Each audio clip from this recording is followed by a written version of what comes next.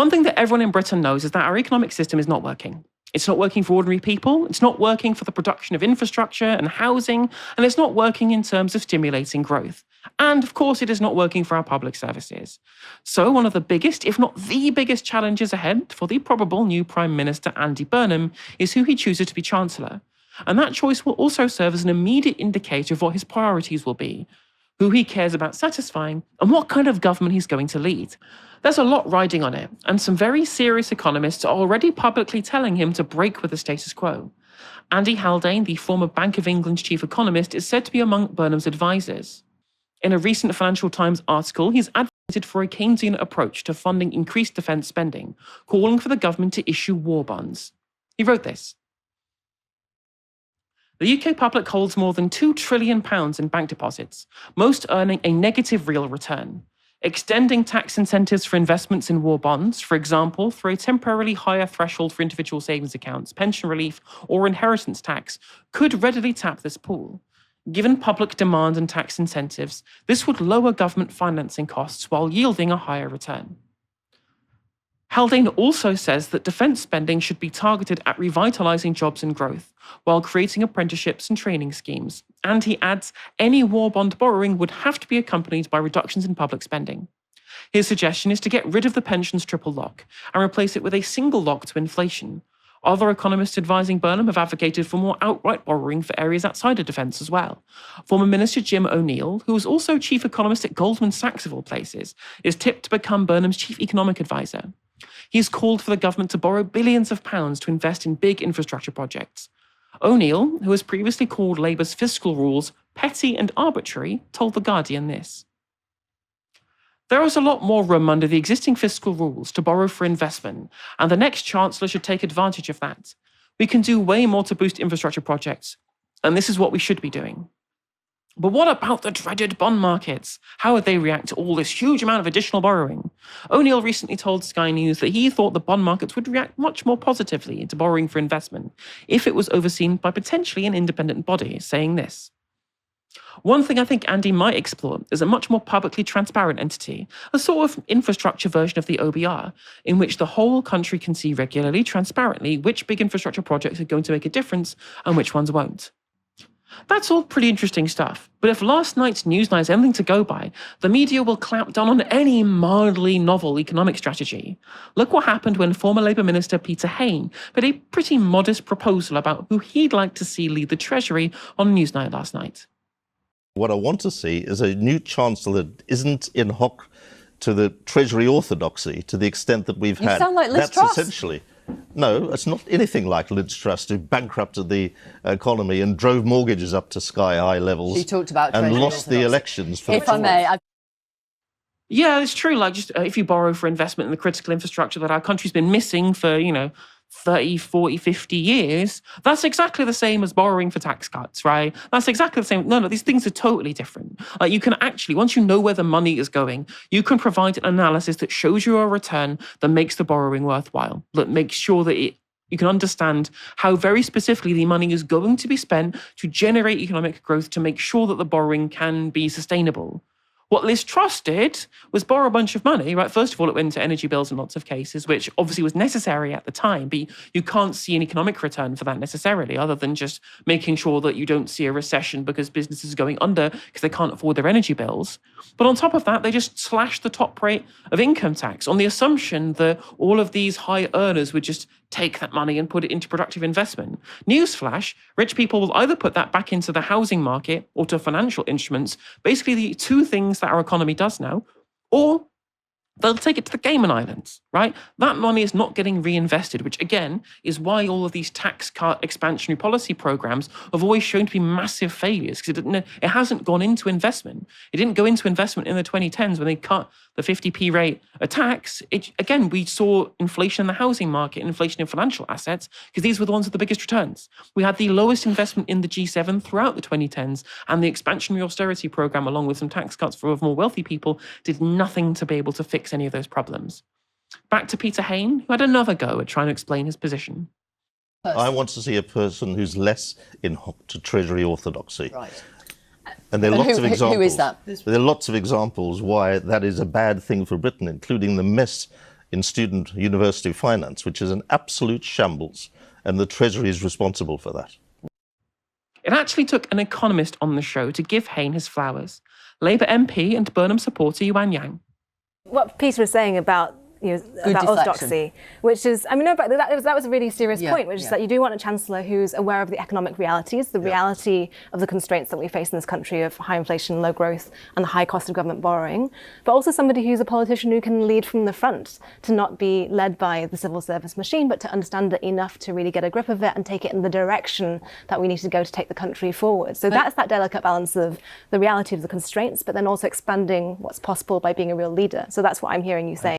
During his campaigning in Makerfield, Burnham pledged to stick to the existing fiscal rules set out in the 2024 manifesto, if you can remember them, of course. So what about them? If you're sticking to the fiscal rules, is there that much room for manoeuvre? No. This is the trouble. The Labour Party is hamstrung by manifesto promises, isn't it?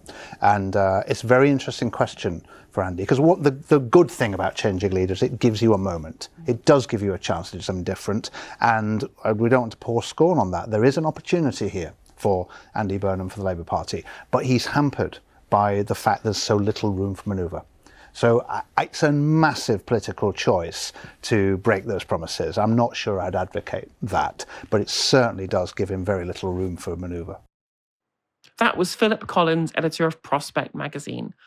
Paul, that's a good question in terms of the mandate that Andy Burnham is going to be inheriting from the previous manifesto. To be able to get the actual kind of big change by changing the fiscal rules potentially to expand the policies that we know Andy Burnham and his advisors would like to see. Do you think that would require another general election with a new set of mandates for Andy Burnham, or could he potentially find a way of squirreling around the existing mandate? I mean, it's a complicated thing. So on the one hand, I think that actually this is the problem of not having a proper leadership election. This is the problem of not having a debate. This is the problem of not actually having a discussion, is that what's basically being intimated there by Peter Hayne and Yang is this idea that they're going to lead from the front politically to make a new argument for basically quite a radically different economic settlement. I don't know if it's radical enough, it might not be as left-wing as it could be, but based on what we've had for the last 10, 15 years, it'd be quite a big, significant difference. And they've done none of that preparation. They built none of the consent for it. They've made none of the arguments in public. This is probably the first time that somebody's gone on Newsnight and been actually the fiscal rules is a problem for a decade, right? And then the public is having to have a conversation. I also do find it weird, this idea that they're hamstrung by the manifesto. Well, no, they're not hamstrung by the manifesto. They broke the manifesto the moment they were elected. I reread the manifesto last night, which is always an incredibly fun and enjoyable thing to do. Rip-roaring read. I love the pictures, 30 pictures of Keir Starmer in various forms of casual business attire. And the hard hat on. And the hard hat. The building side. It's it really is a rip-roaring read. And it was a joke, this manifesto. I mean, it really is it's a bad joke. I remember when it came out. Yeah. It really is. I mean, I was looking at what they said. Their actual hardline commitments was that they were going to only spend £9 billion more per year and tax £4 billion more per year. I mean, that's a joke. And that's silly. One of the retail offers they have a list of the things they're going to do. One of the retail offers have is they're going to save £90 million by rerouting an A road. I mean, this is just not serious. And nobody who was an economist who read this manifesto thought it was serious. So really, this idea of being, this manifesto has been broken. This manifesto doesn't exist. This manifesto wasn't real in any sort of meaningful way. And of course, that's a problem. It's part of the crisis of British democracy they've created, is they ran on a manifesto that was never viable, that was a lie, that could never be implemented. And no scrutiny over it. And no scrutiny over it from the media. We had another coronation in terms of Keir Starmer being Prime Minister. And now we have a situation where, I don't see any advantage to Andy Burnham in being I'm going to stick to the manifesto we were elected on, where the manifesto was junked. I think he would have a lot more, outside of the media bubble, which, for some reason thinks that it's a terrible offense to have violated the 2024 manifesto, but don't really seem to be too bothered by the fact that Keir Starmer broke his 10 pledges within like a month of being elected. They thought there was smart politics. Or indeed, they breaking. There was a manifesto pledge, right? It specifically said on the manifesto that they would have the interests of the disabled at the heart of everything that they were going to do, right? Whilst not even consulting them over the Timms review before trying to put through these disability reforms. Yeah. Did anybody in the media talk about that manifesto pledge being broken? Oh no, but the fiscal rules, they're important, not the disabled though. Yeah. And my sense is that I think there's political space. Like there is like a level of political discourse happening in these sort of rarefied circles of Newsnight. And then there's sort of like a reality of where we are. Because we're living in a very bizarre situation. Because we're all living in a reality where we've all basically acknowledged that this Labour government has failed. Like terribly failed. It's in the total crisis. They had to bring in Andy Burnham. And he's going to have to do something different. This idea that he has been chosen and been manufactured into position and the public wouldn't support something different doesn't make any sense. Because if the public supported what was in the manifesto, what was sort of vaguely promised in terms of vibes in 2024, Keir Starmer would be wildly popular. There's an acknowledgement this is failing. And in that failure, somebody has to come in and do something different. So, I mean, none of these arguments really stack up. The question really, the actual fundamental issue is that we don't actually know who Andy Burnham is. We don't know what his core philosophy is really. We have some vibes. He's not made any commitments. We have no sense as to whether he actually has like the willpower and the political capital and the nous to like confront this orthodoxy and take on the treasury. Because what will happen immediately, like, I mean, if you wargame it out, what's going to happen if they go against this? Almost immediately, there's going to be 50 to 100 MPs in the Labour Party, probably quite a lot of them are funded by Labour together, who are going to be like, this is madness. You're leading us to economic ruin, right? And he's going to have to basically be like, you know what? I don't care. I'm leading from the front. I will take the hits from my own party, which has been turned into this horrific right-wing machine. And I will build a broader consent around that. And the problem is we live in this weird political vacuum because we have no idea if he's going to do it. I mean, what a weird situation to be in. You know, generally speaking, when you have somebody in opposition, they have a shadow cabinet. So you know who's going to be in their cabinet when they're elected. We have somebody coming into power who's never had a shadow cabinet. It's bizarre.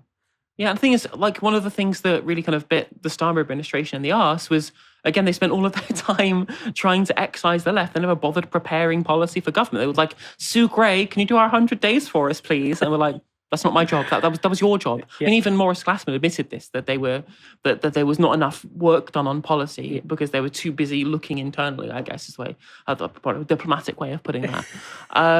And so, likewise, true of Andy Burnham, like, this guy was Manchester Mayor until last week. I'm assuming he's probably spent most of his time as Manchester Mayor doing things for Greater Manchester and big policy there. This guy is also going to have to do all of his policy on the fly, which, whether it's better or worse than Keir Starmer, there's going to, again, little scrutiny, little understanding of what that might be. And again, it could all go to hell into a handcart incredibly quickly, or if these things immediately get pushed back from the public, because again, no one has any idea what these things are before now. And maybe that's why, ultimately it's not going to happen. So it's sort of like a bit of a pontificating point, but that's why a leadership election would actually make sense. Yeah. Because at least he could then say, I've got some mandate. I've put my version of events to some people and they have voted for me to put me into a leadership position.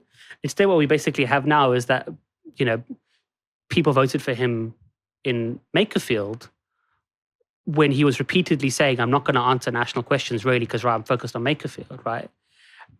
But in the absence of that, he's always going to have a legitimacy problem. So so really the decision they're going to have to make, if we think it through, is to basically either concede to have a legitimacy issue and be like, okay, we're constrained by this thing that we didn't write and we're going to play by these rules that we weren't even participating in, or just break it. Just be like, you know what, this is not a normal political moment. The country is crying out for something different.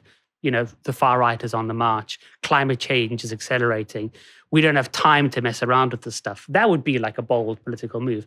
You can't be caught in the middle on this stuff. I mean, if you look at the Trump administration, literally inverting the Constitution, breaking every single norm and check and balance in the world, does anyone on the ground actually care? Not many, not people. I mean, some Democrats whinge and moan about it with legitimate reasons, right? I don't think it's good that he's doing this, but is anyone actually paying attention other than to the actual material difference that's being made by the terrible policy that's being passed? That's at the forefront of people's minds, not does this break some kind of constitutional norm? And the thing is, it's not a constitutional issue, right? Like this idea that he's not breaking the law. Literally. He's not violating parliamentary standards if he comes in and doesn't stick to the Labour Party's manifesto, right? This is a democratic norm. But we're asking him to stick to a democratic norm that came from a political project that doesn't believe in democratic norms, that we all know doesn't believe in democratic norms. So what sort of mad charade are we playing at here, where we think that a new leader has to be bound by a manifesto that nobody believed to be true and was written for the worst possible reasons by the worst possible people to manipulate and dupe people into getting their vote, right? I would have a lot of respect if Andy Burnham could find a more political way of saying what I've just said, which is like, this is not a normal democratic moment. It's not. We're not living in a moment of democratic norms. Why do I have to be bound by this thing? And in the end, he can say, he can make a new, the Labour Party loves this stuff. They have this idea of like a new covenant for the working man. Just do one of your new covenants to the working man. It'd be like, if in 3 years' time, your wages aren't up, you don't feel infrastructure is better, you don't think I'm doing a good job, you can vote me out then. But this is what I'm going to do until then. You can't expect me to come in and basically lead on the basis of policies developed by a prime minister that the whole country agrees is terrible. Like, that's the political reality we're in. The problem he has, though, is that all the tiny, tiny sector of the country that doesn't think that Keir Starmer is terrible are the people who will be scrutinising Andy Burnham when he gets into government. That's true. But they're also the sort of people who I think it's quite easy to puncture. I think it's quite easy to, like, if you have the political nous to do so, and this is the thing, I don't know whether Andy Burnham does, but you can set yourself up as like somebody who calls out the hypocrisy of media narratives and holding people to different standards, right? You can say, well, I don't, you may say I have no mandate, but I've actually, the whole PLP has selected me. For ages when Corbyn was leader, you were like, there should be no votes for the membership whatsoever. Only the Parliamentary Labour Party should choose its MPs. That's the way you get smart politics. Well, why was it good back then and it isn't now, right? Yeah. Like, you can point out these inconsistencies. But in the end, what actually matters, what will actually carry through and make this a successful political project or not, is whether he's basically willing to say, this is my political philosophy. This is what I'm going to do. You can hold me to what I'm saying now, but nobody can really expect him to be held to manifesto promises. People will make political hay out of it as much as they want. What'll matter down the line is the extent to which he materially improves people's lives. If he doesn't do that, it's over for him. It's very simple. That's always been the game. It's been the game for every crisis. elected government ever elected. Right? Ever. But especially since the financial crisis. I mean, you look back in 2024, the Nuffield Trust was saying that living standards are expected to fall in this parliamentary period if we stick to the budgetary instruments that have been developed by Rachel Reeves. People will be poorer by the end of this parliament. Because people haven't factored in, of course, is that Rachel Reeves's 2 first budgets were the nice budgets. The 3 budgets were coming down the lines were like, now it's time to tighten our belts budgets. They are not nice budgets. It's time to take your medicine, British population, because you refuse to tax rich people budgets. And there's going to be all of the straight off our move stuff that's going to happen soon as well. Well, it'll be interesting to see how Andy Burnham deals with the potential cost of living crisis to electric boogaloo.